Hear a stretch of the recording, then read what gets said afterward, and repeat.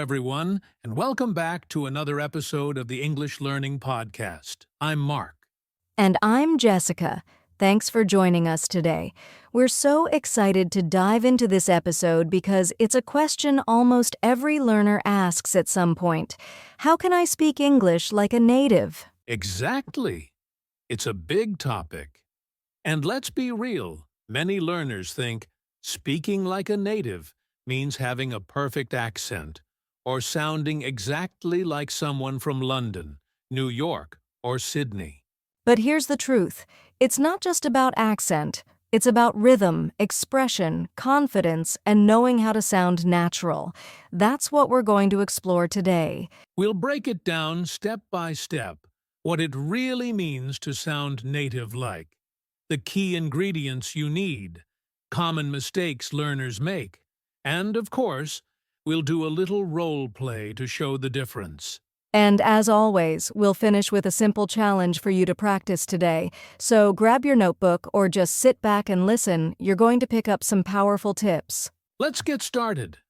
So, Jessica, before we jump into techniques, let's clear up the big question. What does it actually mean to speak like a native? Good question. I think a lot of learners imagine it's about copying a native speaker's accent perfectly, like sounding exactly British, American, or Australian, but honestly, that's not the real goal. Right. I've met learners with a strong accent from their home country, but they still sounded natural, confident, and really easy to understand. And that, to me, is way more native-like than just imitating a sound. Exactly. Think about it, native speakers themselves all sound different. Compare New York to Texas or London to Scotland. There isn't one single native way of speaking. That's such a good point. So maybe we can say this. Speaking like a native really means sounding natural, fluent, and comfortable. It's about rhythm, intonation, and knowing how English is used in real life.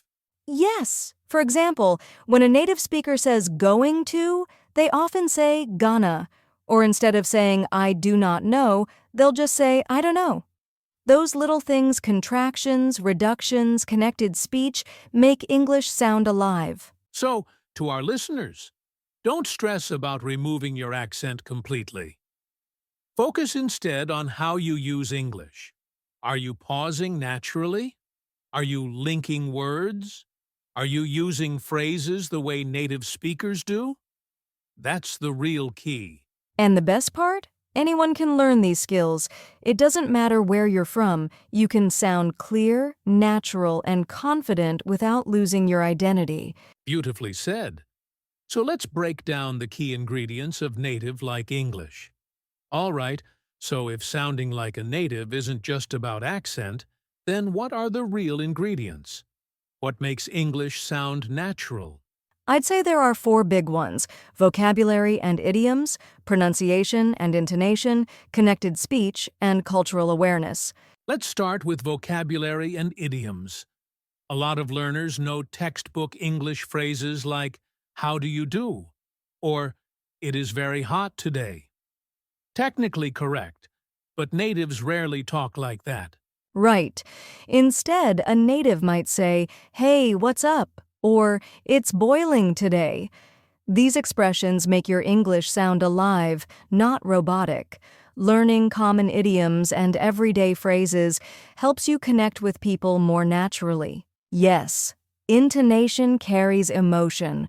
If you speak every sentence flat, even with perfect grammar, it doesn't sound native-like.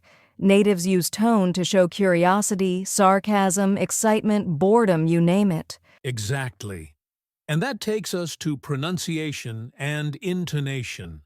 This isn't about having a perfect accent, but about the music of English, the rise and fall of your voice. For example, when we ask a question like, "Really?" our voice rises. If we're surprised, it might rise even more. "Really?" And then there's connected speech. This is a game changer. Native speakers don't pronounce every word separately. We link words, cut sounds, and use contractions. Instead of saying, "What are you doing?" we say, "What you doing?" And I am going to eat becomes I'm gonna eat. If you only practice words one by one, you'll miss this flow. Learning to connect words makes you sound smoother and more natural. Finally, cultural awareness. This is a hidden ingredient most learners forget. It's not just what you say, but when and how you say it. For example, in English, we often say, "How's it going?" But we don't expect a long life story in response. Exactly. Just a quick, good, thanks, or not bad is enough.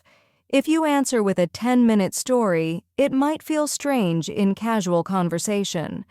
So understanding social context, what's polite, what's casual, helps you use English naturally. So to recap, vocabulary and idioms, pronunciation and intonation, connected speech, and cultural awareness.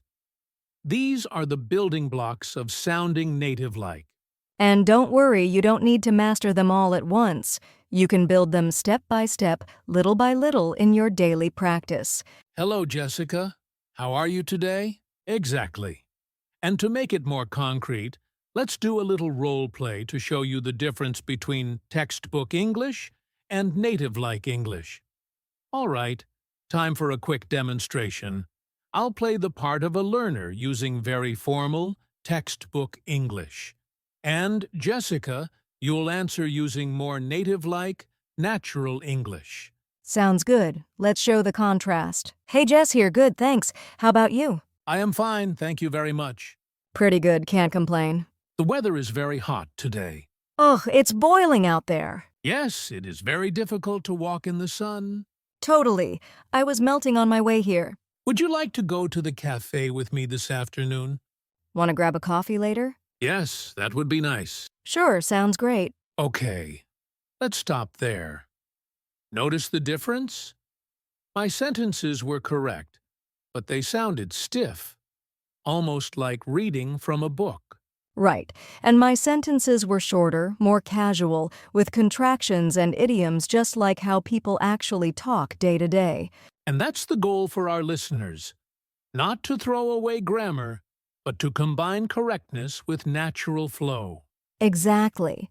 When you practice, try to move beyond the textbook style. Use contractions, shorten your phrases, add some idiomatic expressions. That's how you get closer to sounding like a native. Love it. Now, let's look at some common mistakes learners often make when trying to sound native. So, Jessica, when learners try to sound more native-like, what are the biggest mistakes you see? Oh, there are a few common ones. The first is focusing only on accent.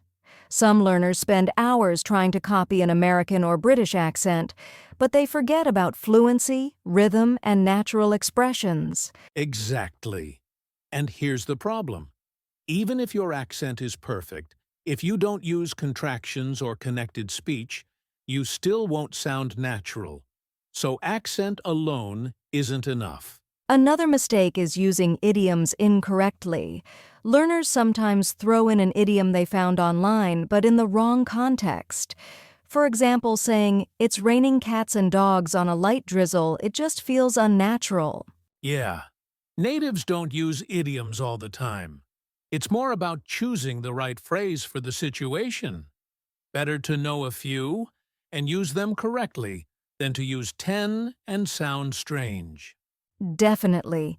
Mistake number 3 is speaking too slowly or too fast. Some learners are so careful that every word comes out slowly, almost robotic. Others rush through sentences and lose clarity. Right. Native-like speech has a balance, smooth, connected, but not rushed. Think of it like music. You need rhythm, not speed. And the last big mistake, direct translation from your first language. For example, saying, "open the light" instead of "turn on the light." It makes sense in some languages, but in English it doesn't sound right. Good point. So, listeners, here's the takeaway. Don't obsess over accent. Use idioms wisely, find your natural rhythm, and avoid direct translations. Focus on how English is really used. Yes, and remember, it's okay to make mistakes. That's how you learn. The key is to notice them and adjust step by step. Perfect. Now, how about we give our listeners a small challenge they can try today to practice speaking more like a native? All right, listeners, it's challenge time. We want you to take one small step today toward sounding more native-like. Here's the task. Choose one simple English sentence you use often and practice saying it in a more natural, native style. For example, instead of, I am going to eat lunch now, say, I'm gonna grab lunch. Exactly. Or instead of, I do not know, just say, I don't know. The idea is to practice contractions, connected speech, and casual expressions. And here's how you can do it. Write down 3 textbook sentences you usually say, then rewrite them in a more natural way. Say them out loud, record yourself if possible, and listen to the difference. If you do this every day, even just 3 sentences, you'll start to notice your English becoming smoother and more natural. And hey, if you want to make it fun, try this with a friend or language partner.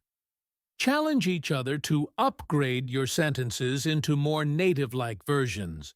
That's your mission for today, short, simple, and super effective. Now, before we wrap up, let's give you a quick recap and some motivation to keep practicing. All right, let's wrap up today's episode. We started by asking, what does it really mean to speak like a native?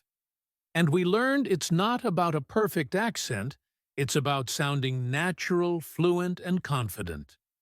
We also broke down the key ingredients, using real-life vocabulary and idioms, paying attention to pronunciation and intonation, practicing connected speech, and understanding cultural context.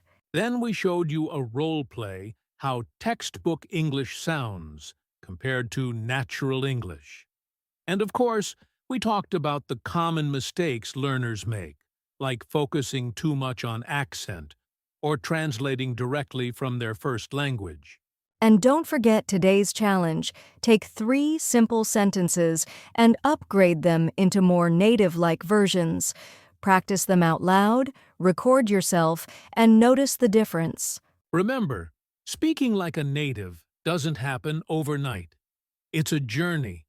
Every small step you take, every contraction you use, every idiom you practice, brings you closer. Exactly. And the most important thing? Keep practicing, stay curious, and enjoy the process. Your goal isn't perfection, it's connection. Beautifully said. Thanks for tuning in, everyone. We'll see you in the next episode of the English Learning Podcast. Bye for now and happy practicing.